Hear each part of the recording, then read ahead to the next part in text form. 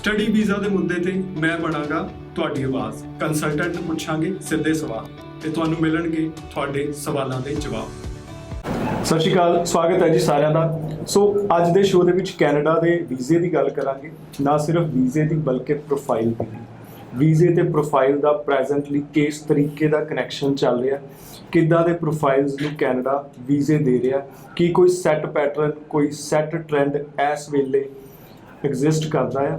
ਸੋ show ਨੂੰ and ਤੱਕ ਜ਼ਰੂਰ ਦੇਖਿਓ, ਕਈ ਬਹੁਤ ਇੰਪੋਰਟੈਂਟ ਫੈਕਟਸ ਤੁਹਾਡੀ ਸਮਝ ਦੇ ਵਿੱਚ ਆਉਣਗੇ। ਅੱਜ ਦੇ ਸਾਡੇ ਗੈਸਟ ਨੇ ਬ੍ਰੌਡਵੇ ਇਮੀਗ੍ਰੇਸ਼ਨ ਦੇ ਮੈਨੇਜਿੰਗ ਡਾਇਰੈਕਟਰ ਅਮਰਜੀਤ ਸਿੰਘ ਕੰਵਲ। ਸਵਾਗਤ ਹੈ। ਥੈਂਕ ਯੂ ਦੀਪਕ ਜੀ। ਪ੍ਰੋਗਰਾਮ ਦੇਖ ਰਹੇ ਸਾਰੇ ਦੋਸਤਾਂ ਨੂੰ ਮੇਰੇ ਵੱਲੋਂ ਸਤਿ ਸ਼੍ਰੀ ਅਕਾਲ। ਸੋ ਕੈਨੇਡਾ ਦੇ ਅੰਦਰ ਪ੍ਰੈਜ਼ੈਂਟਲੀ ਪ੍ਰੋਫਾਈਲ ਵਰਸਿਸ ਵੀਜ਼ਾ ਜਾਂ ਵੀਜ਼ਾ ਵਰਸਿਸ ਪ੍ਰੋਫਾਈਲ ਬਹੁਤ ਇੰਪੋਰਟੈਂਟ ਇਸ਼ੂ ਹੋ ਚੁੱਕਾ ਹੈ। ਬਹੁਤ ਸਾਰੇ ਬੱਚੇ ਕੈਨੇਡਾ ਫਾਈਲ ਸਿਰਫ ਇਸ ਲਈ ਲਾ ਰਹੇ ਨੇ ਕਿਉਂਕਿ ਉਹਨਾਂ ਦੇ ਆਈਲੈਟਸ 6C 'ਚ ਆ ਚੁੱਕਾ ਹੈ ਔਰ ਉਹਨਾਂ ਦਾ ਅਕੈਡਮਿਕ ਵੀਕ ਹੈ।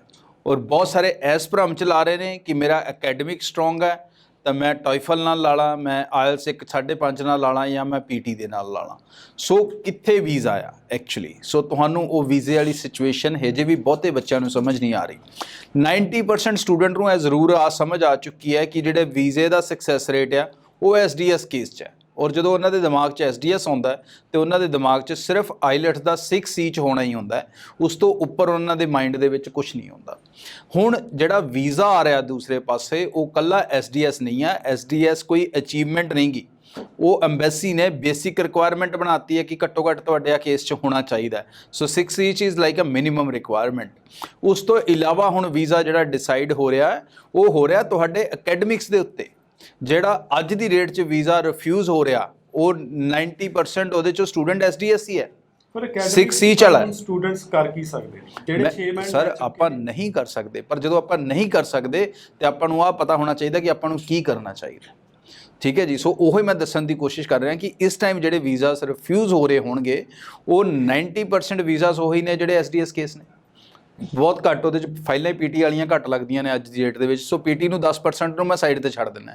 90% ਸਟੂਡੈਂਟ ਜਿਹੜਾ ਰਿਫਿਊਜ਼ ਹੋ ਰਿਹਾ ਦੋਸਤੋ ਉਹ SDS ਹੀ ਹੋ ਰਿਹਾ। ਲੇਕਿਨ ਰਿਫਿਊਜ਼ ਕਿਹੜੇ ਬੇਸ ਤੇ ਹੋ ਰਿਹਾ? ਰਿਫਿਊਜ਼ ਹੋ ਰਿਹਾ ਅਕੈਡਮਿਕਸ ਦੇ ਬੇਸ ਦੇ ਉੱਤੇ, ਕਿਉਂਕਿ ਹੁਣ ਜਿਹੜੀ ਤੁਹਾਡੇ ਤੇ ਉਹਨਾਂ ਦੀ ਨਜ਼ਰ ਹੈ ਉਹ ਤੁਹਾਡੀ ਪੜ੍ਹਾਈ ਦੇ ਉੱਤੇ ਹੈ। SDS ਤਾਂ ਉਹਨਾਂ ਨੇ ਕਲੀਅਰ ਕਰਤਾ, ਇੱਕ ਸਾਈਡ ਤੇ ਕਰਤਾ। ਤੁਸੀਂ 5.5 ਤੇ ਫਾਈਲ ਲਾਓ, 15 ਦਿਨਾਂ 'ਚ ਤੁਹਾਨੂੰ ਰਿਫਿਊਜ਼ਲ ਆਉਂਦਾ। ਉਹਨਾਂ ਦੇ ਸਿਸਟਮ 'ਚ ਹੀ ਫਿੱਟ ਹੈ ਕਿ ਇੱਕ 'ਚੋਂ 5.5 ਵਾਲਾ ਚੱਕਣਾ ਹੀ ਨਹੀਂ ਹੈ। ਸੋ ਹੁਣ ਜਿਹੜਾ ਤੁਹਾਡੀ ਸਟੋਰੀ ਰਹਿ ਗਈ ਉਹ ਤੁਹਾਡੇ ਅਕੈਡਮਿਕ ਤੇ ਚੱਲ ਰਹੀ ਹੈ। ਜਿਹੜੀ ਅਸੈਸਮੈਂਟ ਹੋ ਰਹੀ ਹੈ, ਜਿਹੜਾ ਵੀਜ਼ਾ ਆਫੀਸਰ ਤੁਹਾਡੇ ਪ੍ਰੋਫਾਈਲ ਨੂੰ ਦੇਖ ਰਿਹਾ ਉਹ ਤੁਹਾਡੇ ਅਕੈਡਮਿਕਸ ਔਰ ਤੁਹਾਡੇ ਗੈਪ ਔਰ ਤੁਹਾਡੇ ਐਕਸਪੀਰੀਅੰਸਿਸ ਇਹਨਾਂ ਦੇ ਉੱਤੇ ਕਾਊਂਟ ਕਰ ਰਿਹਾ ਤੁਹਾਡੇ ਵੀਜ਼ੇ ਨੂੰ।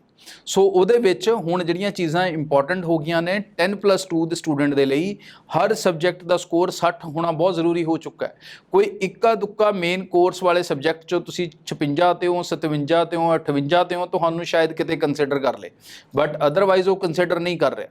ਸੇਮ ਸਾਈਜ਼ ਤੇ ਅਗਰ ਆਪਾਂ ਗ੍ਰੈਜੂਏਟ ਵਾਲੇ ਬੱਚਿਆਂ ਨੂੰ ਦੇਖਦੇ ਹਾਂ ਤੇ ਜਿਨ੍ਹਾਂ ਦੇ 7-8 ਬੈਕਲੌਗਸ ਨੇ they are getting into the trouble. ਜਿਨ੍ਹਾਂ ਦੀਆਂ ਡਿਗਰੀਜ਼ ਐਕਸਟੈਂਡਡ ਨੇ they are getting into a troubles. ਜਿਹੜੇ +2 ਸਟੂਡੈਂਟ ਨੇ ਔਰ ਗੈਪ 3-3 4-4 ਸਾਲ ਦੇ ਨੇ they are getting into a troubles.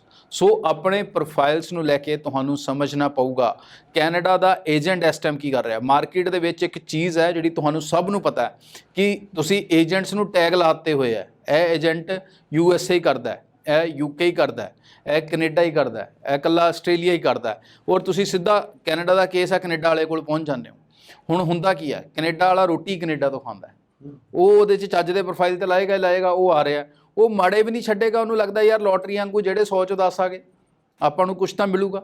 So you are getting into that phase, you not getting into a consultant ਜਿਹੜਾ ਮਲਟੀਪਲ ਕੰਟਰੀਜ਼ 'ਚ ਕੰਮ ਕਰਦਾ ਹੈ। ਔਰ ਉਹ ਕਿਉਂ ਕਰਦਾ ਹੈ ਮਲਟੀਪਲ ਕੰਟਰੀਜ਼ 'ਚ? ਬਿਕੋਜ਼ ਉਹ ਚੰਗੇ ਪ੍ਰੋਫਾਈਲਸ ਤੇ ਕੰਮ ਕਰਨਾ ਚਾਹੁੰਦਾ ਹੈ। ਉਹ ਬੱਚਿਆਂ ਨੂੰ ਸਹੀ ਗਾਈਡ ਕਰਨਾ ਚਾਹੁੰਦਾ ਹੈ ਕਿ ਤੁਹਾਡਾ ਵੀਜ਼ਾ ਕਿੱਥੇ ਆ ਸਕਦਾ ਹੈ ਤੁਹਾਡੇ ਪ੍ਰੋਫਾਈਲ ਦੇ ਅਕੋਰਡਿੰਗ, ਔਰ ਉਹ ਡੈਸਟੀਨੇਸ਼ਨ ਨੂੰ ਚੂਜ਼ ਕਰੋ। ਸੋ ਬੱਚਿਆਂ ਨੂੰ ਵੀ ਤੁਹਾਨੂੰ ਲੱਗਦਾ ਥੋੜਾ ਜਿਹਾ ਫਲੈਕਸੀਬਲ ਮਾਈਂਡ ਹੋ ਕੇ ਜਾਣਾ ਡੈਫੀਨੇਟਲੀ ਕੈਨੇਡਾ ਦੇ ਬੱਚਿਆਂ ਨੂੰ ਬਹੁਤ ਜ਼ਿਆਦਾ ਫਲੈਕਸੀਬਲ ਮਾਈਂਡ ਬਣਾਉਣਾ ਪਊਗਾ, ਨਹੀਂ ਤੇ ਐਮਬੈਸੀ ਜ਼ਬਰਦਸਤੀ ਬਣਵਾ ਰਹੀ ਹੈ ਤੁਹਾਡੇ ਕੋਲੋਂ ਰਿਫਿਊਜ਼ਲ ਦੇ ਕੇ। ਸੋ ਉਹ ਤੁਸੀਂ 3-4-6 ਮਹੀਨੇ ਦਾ ਸਮਾਂ ਵੀ ਖਰਾਬ ਕਰਦੇ ਹੋ, ਲੱਖ ਰੁਪਈਆ ਵੀ ਆਪਣਾ ਖਰਾਬ ਕਰਦੇ ਹੋ। ਫਿਰ ਉਸ ਤੋਂ ਬਾਅਦ ਤੁਹਾਨੂੰ ਸਮਝ ਆਉਂਦੀ ਹੈ ਚੱਲ ਯਾਰ ਆਸਟ੍ਰੇਲੀਆ ਕਰ ਲੈਂਦੇ ਹਾਂ, ਚਲੋ ਕੈਨੇਡਾ UK ਕਰ ਲੈਂਦੇ ਹਾਂ, UK ਤੋਂ ਆਪਾਂ ਕੈਨੇਡਾ ਜਾ ਸਕਦੇ ਹਾਂ।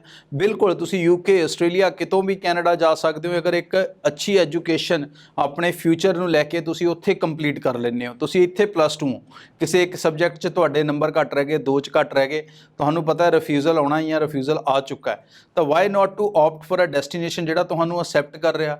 ਜਦੋਂ ਤੁਸੀਂ ਉੱਥੋਂ ਕੁਆਲੀਫਿਕੇਸ਼ਨ ਕਰੋਗੇ ਉਹਦੇ ਕੰਪੈਰੀਟਿਵਲੀ ਜਿਹੜੀ ਇੰਡੀਆ 'ਚ ਕਰੋਗੇ, ਜ਼ਮੀਨ ਅਸਮਾਨ ਦਾ ਫਰਕ ਹੈ। ਯੂਕੇ ਦੀ ਕਿਸੇ ਰਿਪਿਊਟਡ ਯੂਨੀਵਰਸਿਟੀ ਤੋਂ ਪੜ੍ਹੇ ਹੋ ਜਾਂ ਇੱਥੇ ਦੇ ਕਿਸੇ ਲੋਕਲ ਕਾਲਜ ਤੋਂ ਪੜ੍ਹੇ ਹੋ, ਤਾਂ ਉਹਦੇ ਉੱਤੇ ਜਦੋਂ ਮਾਸਟਰਸ ਪ੍ਰੋਗਰਾਮ ਲਈ ਆਪਣੇ ਵੀਜ਼ਾ ਲੈਣ ਜਾਣਾ ਹੈ ਤਾਂ ਉਹਦੇ 'ਚ ਫਰਕ ਤਾਂ ਆਉਣਾ ਹੀ ਆਉਣਾ ਹੈ, ਇਹ ਤਾਂ ਓਬਵੀਅਸ ਹੈ।